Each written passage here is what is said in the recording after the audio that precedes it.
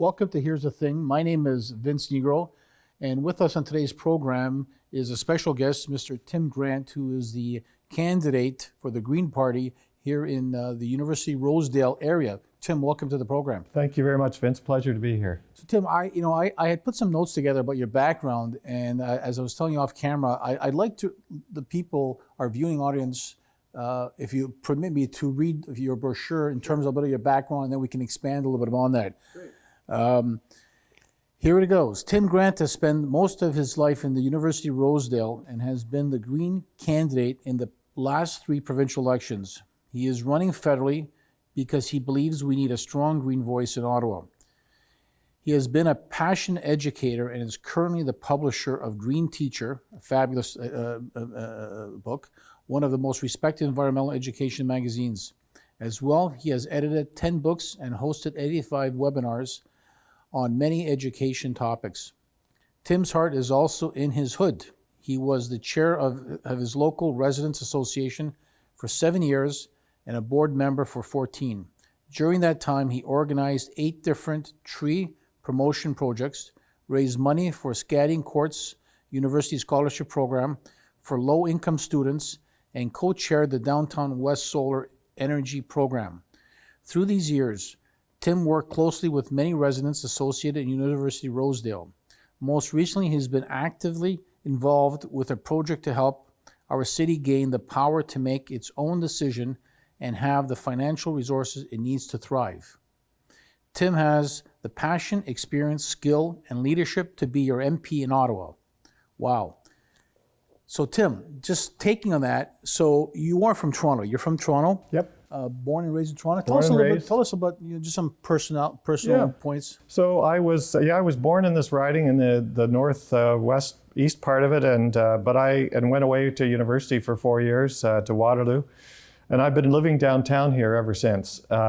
Kensington Market, the Harvard Village, the Grange, and you really fell in love with this part of the city.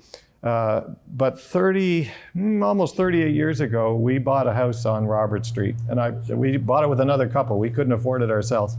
But I remember talking to my Portuguese and Italian neighbors, how long have you been here? And they'd say, 20 years, 25 years. And I remember turning to my wife and saying, I can't imagine being anywhere 5 years. What do you think? And our neighbors are still with us, and almost 40 years later, so are we.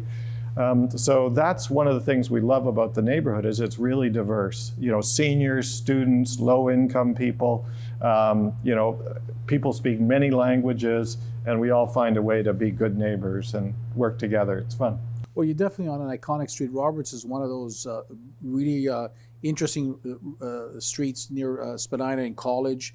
I remember I went to Kingetti Public School, and we used to go up against Lower Lansdowne, and it was interesting because back then the politics was also involved in those schools because we used to help put up signs for a lot of the local candidates and that kind of stuff. So we're always politically involved in the downtown core as opposed to being some of the suburbs. I understand you were a teacher as well. Yeah, so I was a high school teacher. I used to carpool out from Bloor and Spadina with another guy out to Whites Road in the 401 to Pickering. And I was a shop teacher, a world politics teacher, a history teacher. But I really liked being a shop teacher. And I did that for 13 years. And then my wife and I started a Canadian edition of a British magazine called Green Teacher. And it's basically a magazine for people who work with kids, whether they're teachers or they're church counselors or they have a summer camp. They're looking for ideas how to educate kids about the environment. And my wife's American, so we made it a North American-wide magazine. The magazine publishing business is not lucrative, but it was a really fun 25 years we did it together. And now I have a new younger team who've taken it over, and my wife and I support them. But that's kind of what we did, and we did that from our house. And when I was no longer commuting out to Pickering, I had more time also to start paying attention to my own community. And discovered that by accident, I ended up becoming a board member of the local residents association. And it immediately became my most fun activity because I was learning about all the issues, in my own neighborhood and in surrounding neighborhoods. And so was that your entree into politics? The getting It was. involved with the neighborhood, with the association? It was. So you mentioned that the Downtown West Solar Energy Project and some of the tree projects. So we had hundreds of people come out to the solar energy meetings that we had, most of whom couldn't afford to put solar panels on their roofs, but they thought it was a really good idea, and they wished that politicians were promoting it. And so I was already at that point starting to move over to voting Green. I wasn't that impressed with the candidates I was seeing, but but when I saw all these other people, eventually I went to a Green Party event. I realized, no, this is a place where people come from all sides of the political spectrum, but they're all focused on how do we solve problems that are really tough.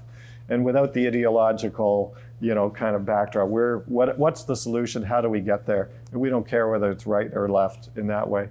And I realized after that I went home and sent an email to 150 people that I knew, half of whom I thought would be sympathetic. I said, here's some of the issues I'm passionate about. I'm thinking about becoming a candidate, but I want to get your opinion. But because I'm running for the Green Party, I also have to ask you for $100. And if you say yes to the $100, I'll ask you next year again. And so anyways, but 80 people said yes. And I realized, okay, well, this could actually work. And my role as an older candidate, Vince, was really to say, how do we raise the public profile of these issues to the extent that people will start voting for them? And when that happens, all the other parties have to pay attention. Before we get into the whole issues and the Green Party, just on a personal note, like you run 3 times prior to that, provincial, whatever. What was it like? Like a lot of people talk about running for office. It doesn't matter if it's liberal, conservative, green, whatever. What was it like for you running that first time? Winning or losing wasn't the point. Like, it's actually getting into the game, because I've been involved and I've seen people run. What was it like for you that first time you ran? Well, first of all, I think because I understood that when I was probably the first Green candidate at anyone's door, and the literature that we left if they weren't home was probably the first time they had a green flyer. So we knew we had a big hill to climb, but we also knew we had very good issues that people in downtown care about, and so it was very gratifying.